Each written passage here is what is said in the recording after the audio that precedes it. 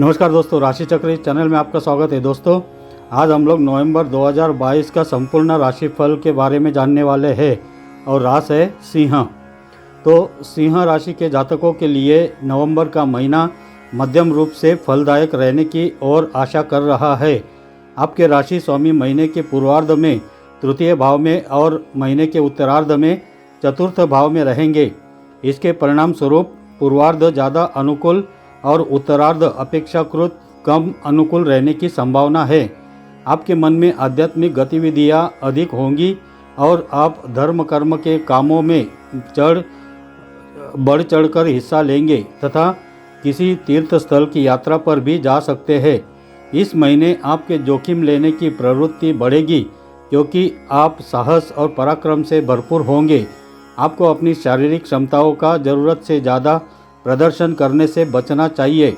नवंबर का यह महीना आपके जीवन के लिए कैसा रहेगा और परिवार, करियर, स्वास्थ्य, प्रेम आदि क्षेत्रों में आपको कैसे फल प्राप्त होंगे, यह जानने के लिए कृपया ये वीडियो पूरा देखिए। करियर की बात की जाए तो नवंबर का महीना सिंह राशि के लोगों के लिए अच्छा रहेगा क्योंकि महीने की शुरुआत में ही दशम भाव के स्वामी शुक्र और राशि स्वामी सूर्य तीसरे भाव में उपस्थित रहकर आपके कार्यक्षेत्र के माहौल को अच्छा बनाएंगे।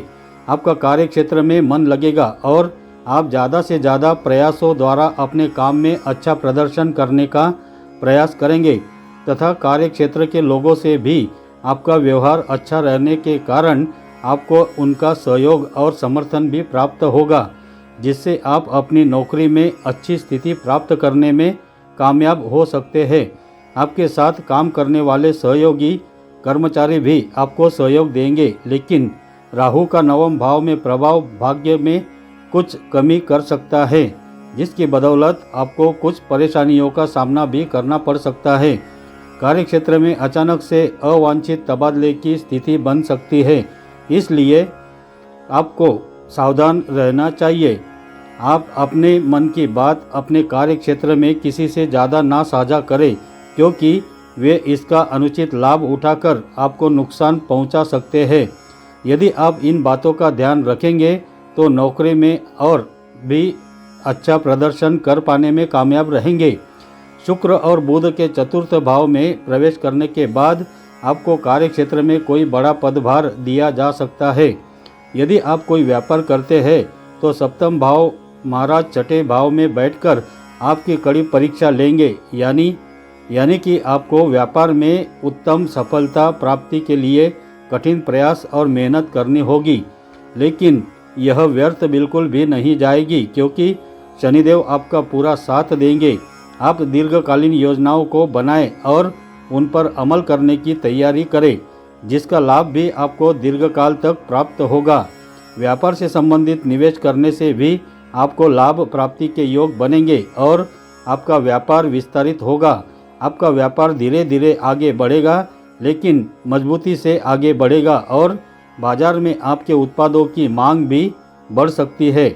महीने के उत्तरार्ध में जब मंगलदेव आपके दशम भाव में चले जाएंगे, तब आपको अपने व्यापार से जुड़े किसी भी गैरकानूनी काम से बचना चाहिए। यदि आर्थिक मोर्चे की बात करें तो कुंडली के एकादश भाव में महीने की शुरुआत में वक्री मंगल की उपस्थिति रहेगी।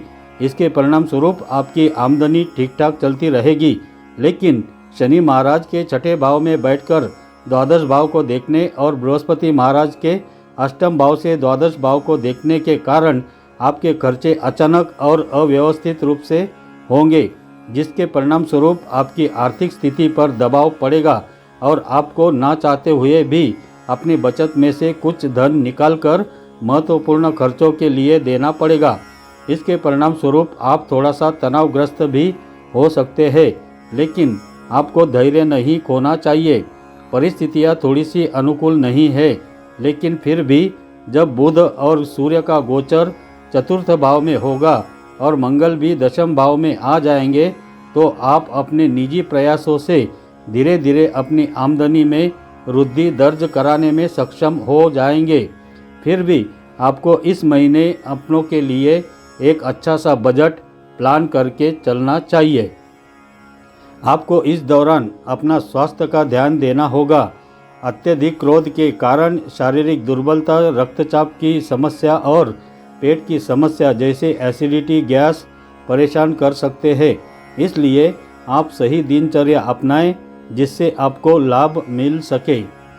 यदि आपके प्रेम जीवन की बात करें तो पंचम भाव पर वक्री मंगल का प्रभाव महीने की शुरुआत में ही दिखाई देगा, जिसके परिणाम स्वरूप प्रेम संबंधों में उतार चढ़ाव की संभावना है। इसलिए आपको इस पूरे महीने अपने प्रेम जीवन को संभालने का प्रयास करना चाहिए और कोई भी ऐसी स्थिति से बचकर रहना चाहिए जिससे आपके रिश्ते में वाद विवाद न बढ़े। यदि आप ऐसा करते हैं तो रिश्ते को बचाए रखने में आप कामयाब जरूर हो सकते हैं। यदि विवाहित लोगों की बात करें तो सप्तम भाव के स्वामी शनि महाराज पूरे महीने आपके छठे भाव में विराजमान रहेंगे, जिसके परिणाम स्वरूप रिश्ते में तनाव रह सकता है। लेकिन कुंडली के अष्टम भाव में देवगुरु बृहस्पति की कृपा ससुराल पक्ष के लोगों को आपका हमदर्द बनाएगी और वह आप दोनों के बीच आ रही समस्याओं को दूर करने में महत्वपूर्ण भूमिका निभाएंगे, जिससे दाम्पत्य जीवन काफ़ी हद तक संभलेगा। शुक्र और बुध के चतुर्थ भाव में गोचर करने से घर का माहौल अच्छा हो जाएगा। इसका असर आपके दाम्पत्य जीवन को अच्छा करेगा और आपका दाम्पत्य जीवन अच्छा हो जाएगा। यदि बात की जाए आपके पारिवारिक जीवन की तो कुंडली के दूसरे भाव के स्वामी बुध महाराज कुंडली के तीसरे भाव में शुक्र और सूर्य के साथ स्थित है तथा देवगुरु बृहस्पति कुंडली के अष्टम भाव में बैठकर द्वितीय भाव को देख रहे हैं, जिससे परिवार का माहौल सकारात्मक रहेगा। कुटुंब के लोग एक दूसरे से प्यार भरी बातें करेंगे, एक दूसरे के प्रति अपनापन दर्शाएंगे और परिवार के हित की बातों से कुछ नया करने का प्रयास जरूर करेंगे। इस दौरान परिवार की सकल घरेलू आमदनी में भी बढ़ोतरी के संकेत मिल रहे हैं। महीने के उत्तरार्ध में आपके चौथे भाव में शुक्र, सूर्य और बुध का प्रभाव होने से तथा मंगल और बृहस्पति भी चौथे भाव को देख रहे होंगे, जिसके परिणाम स्वरूप पारिवारिक जीवन में थोड़ा बहुत तनाव हो सकता है, लेकिन फिर भी लोगों के बीच आपसी प्रेम बना रहेगा और कोई भी बड़ी समस्या दिखाई नहीं दे रही है। तीसरे भाव में महीने के उत्तरार्ध में अकेले बैठे केतु महाराज भाई बहनों से अच्छे संबंध बनाएंगे। उपाय है, प्रतिदिन तांबे के लोटे से सूर्य देव को जल जरूर चढ़ाए। रविवार के दिन शिवलिंग पर गेहूं अर्पित करने चाहिए। अपने पिता की सेवा करें और प्रतिदिन सुबह के समय उनके चरण छूकर आशीर्वाद जरूर लें। बृहस्पतिवार के दिन पीपल का पेड़ को छुए बिना जल चढ़ाए। तो दोस्तों, अगर ये जानकारी आपको अच्छी लगी है तो कमेंट्स ज़रूर कीजिए और अगर ये वीडियो आपको पसंद आया है तो इसे लाइक कीजिए, शेयर कीजिए और अपने इस चैनल को सब्सक्राइब ज़रूर कीजिए। धन्यवाद।